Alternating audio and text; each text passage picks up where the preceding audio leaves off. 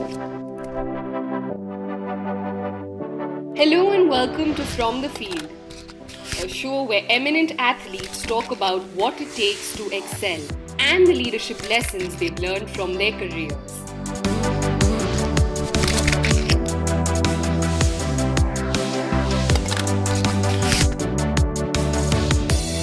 Our guest today is one of India's most iconic sportspersons, the country's first grandmaster, a 5-time world champion, and the man who made India a global force to reckon with in chess, Viswanathan Anand. In this episode, Anand shares his mantra of keeping focus, dealing with the highs and lows, and what it takes to build a champion mindset.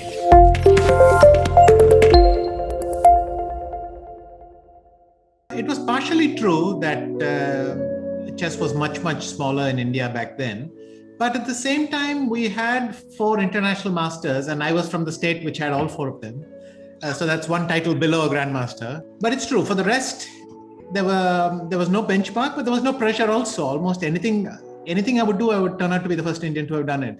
So it was nice. I could try for the GM title with almost no expectation. If chess was even popular then, it owed a lot to the Fischer-Spassky match, just like everywhere else at that point.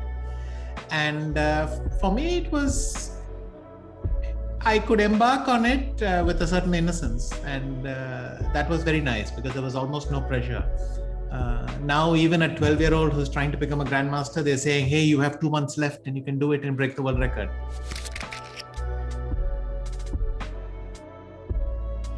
So I believe you have a talent for certain things. I mean, some people will have a talent for art or a talent for relationships or a talent for chess or that sort of thing. But the other qualities you have to add on your own because you want something and you want something badly enough. I stumbled many times before I got many of my titles. Once you've done one, you can endlessly draw from that experience, which means that essentially it's a set of learning, but it's not universal.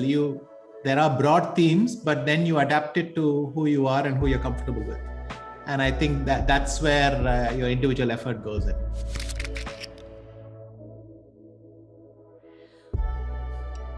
When I was young, you had this sense of inevitability.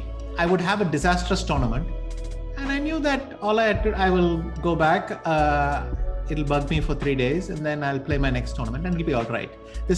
I had this feeling of inevitability that in the end, it will work out for me.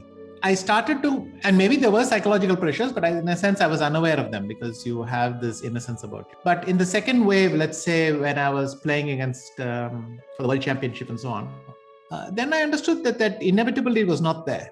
I might never become world champion.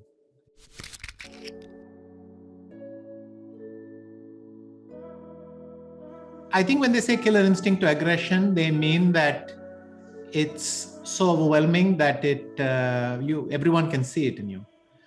I realized that if I do certain things, then afterwards I will trigger some changes in the environment. People will start expecting you to behave in a certain way and act in a certain way, and they will respond to you in a certain way. And so I found that if I wanted to keep my environment in the state which was optimal for me, then I had to hold back. One thing was chess politics, for instance.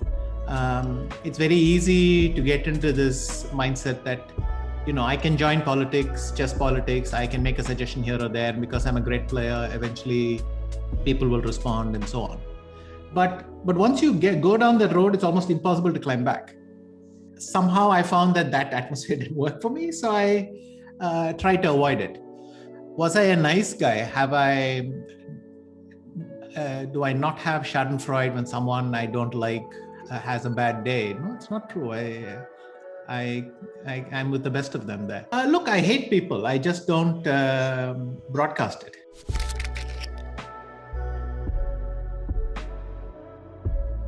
With the grandmaster, I thought I've achieved something huge that now opens a lot of doors for me. I remember I suddenly started getting invitations to great tournaments. I was traveling all over the place in some comfort. It was, for an 18-year-old, it was magical. And when I look back, it's fantastic. But there wasn't an attendant pressure, nothing that I felt. But maybe about 5-6 years later, once I had gone to the final of the World Championship and thing, then people eventually say, well, can you deliver? And like all things, you block it for a while, you pretend you don't care. But then you realize at some level, it bothers you, and it bothers you because it bothers them. And therefore, it was on the third attempt that I managed. So 95, then 98, and then finally in 2000, I got the title. And then there was the pressure of something which was beyond my control, which was the two world champions in chess and all that. But for me, Mexico, because I became the first unified champion, and then Bonn. After Bonn, nobody could question the way I won it and whether it was a universal title. And within 3 months, you got completely used to this new status. And you almost forgot after that how much it used to irritate you that they keep bringing it up.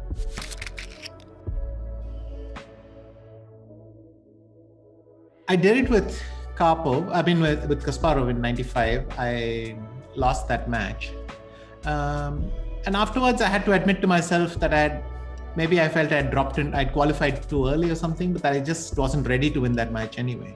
Against Karpov, obviously due to the circumstances and everything, it was clear that it wasn't a real match in the sense that we didn't start on equal conditions. But at the end, I had to admit I didn't do it. Despite how unfair it was, I managed 3-3, and I managed to win that last game and survive in that match. And then in my favorite format, rapid chess, which I had dominated for 4 or 5 years already at that stage, at the critical moment, I fell to pieces. And I had to ask myself, well, what went wrong? I took away 2 things. One is there's a clear weakness here. When the goal is very near, then I get excited and I start to, at that point, my judgment becomes very unreliable. In 2000, already I demonstrated a certain cold-bloodedness. I knew that I have certain weaknesses which can erupt at some point.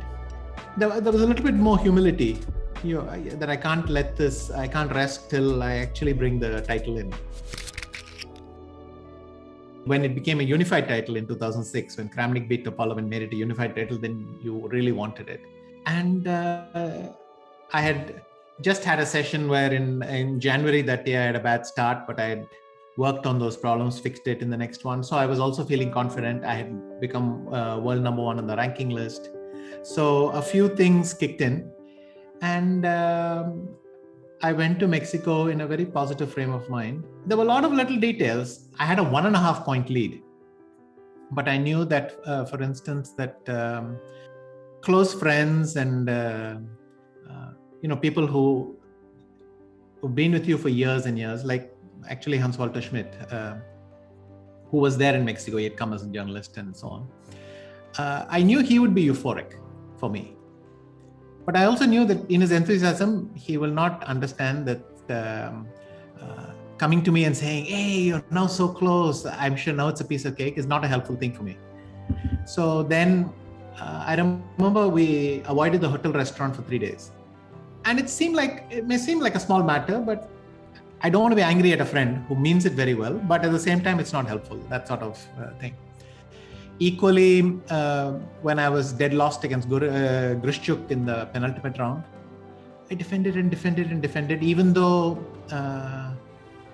I defended almost without reason. I'm just going to sit here and not resign as long as I can.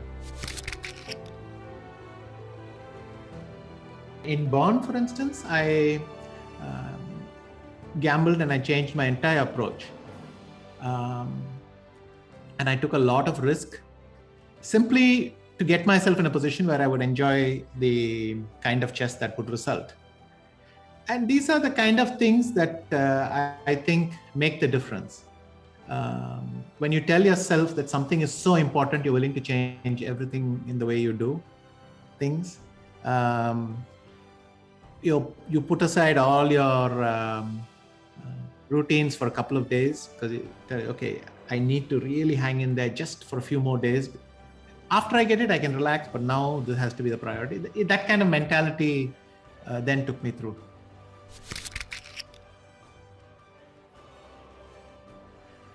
When people ask me that, I usually say that it's the World Championships, the World Junior, and it's partially true.